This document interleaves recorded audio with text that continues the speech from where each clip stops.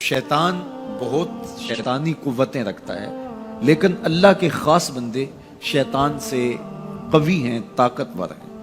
حضرت ابو ہریرہ رضی اللہ تعالیٰ عنہ سے معروف روایت ہے، فرماتے ہیں کہ صدقے کے مال میں حضور نے مجھے امین مقرر کیا، پہرے دار مقرر کیا۔ تو کہتے ہیں میں پہرے پہ تھا، ایک شخص آیا، اس نے چادر بچھائی اور جلدی جلدی سے وہ غلہ، وہ کھجوریں، وہ مال اپنے کپڑے میں ڈالنے لگا۔ میں نے دوڑ کے اس کو پکڑ لیا، تو اس نے اپنا آپ مجھ سے چھڑانا چاہا، لیکن میرے ہاتھوں کی گرفت مضبوط تھی، وہ چھڑا نہ سکا۔ اس نے کہا کہ میں کثیر العیال ہوں، میرے چھوٹے چھوٹے بچے ہیں، تو بھوک نے مجھے چوری پہ مجبور کیا، میں کوئی پیشہ ور چور نہیں ہوں۔ کہتے ہیں مجھے ترس آ گیا، میں نے اس کو چھوڑ دیا۔ خیر رات گزر گئی، صبح ہوئی، حضور کی خدمت میں حاضر ہوا تو آقا کریم نے فرمایا کہ ما فعل اسیرک البارحہ، ابو ہریرہ رات والے چور کا کیا بنا؟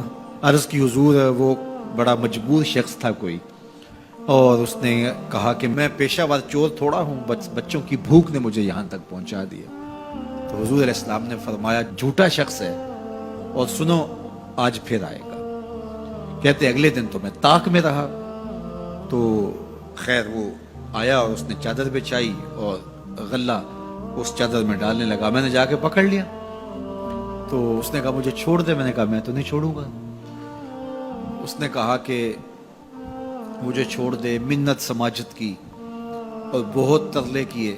تو کہتے میرے دل میں پھر ترس آ گیا، میں نے پھر چھوڑ دیا۔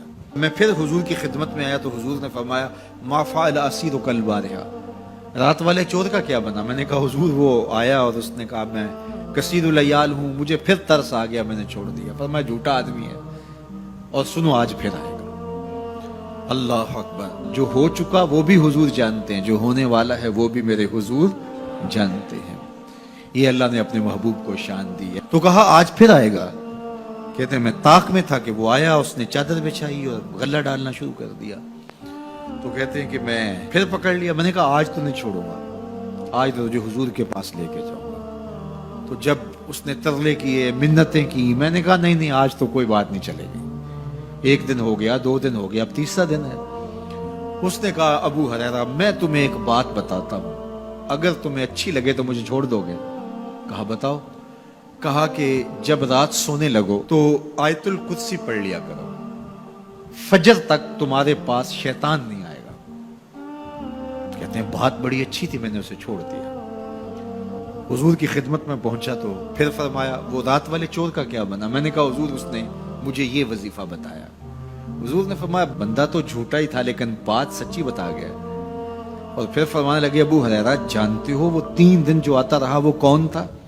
میں نے کہا اللہ و رسولہ عالم۔ فرمایا وہ خود ہی تو شیطان تھا۔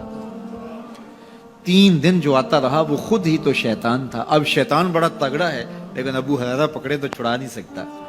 یار ابو ہریرہ پکڑے تو شیطان چھڑا نہ سکے، اگر حضرت عمر پکڑ لیں تو یہاں تو آ گیا نا، حضرت عمر کے سامنے تو آنے کی ہمت بھی نہیں کرتا۔ ان الشیطان یفر من ظل عمر، شیطان میرے عمر کے سائے کو دیکھ کے بھی بھاگ جاتا ہے۔